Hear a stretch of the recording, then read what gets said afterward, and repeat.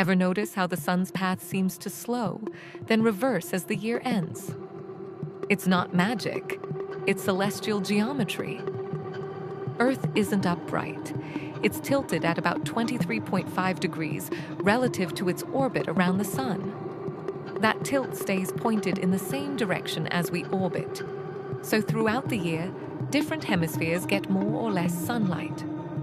Every December, around the 21st, Earth reaches the December Solstice, when the sun's center appears at its southernmost point in the sky above the Tropic of Capricorn.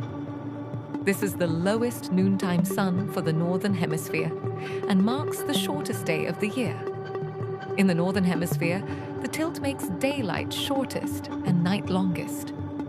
Meanwhile, down south it's the opposite, the longest day of the year. After the solstice, Earth keeps orbiting and the sun's path gradually creeps northward again, a cosmic pendulum swinging through the year. This alignment affects daylight, seasons, shadows, and even ancient monuments built to track the sun's motion. The winter solstice reminds us we're part of a dynamic system, not just on Earth, but in space. The universe expands. Follow to witness its next chapter.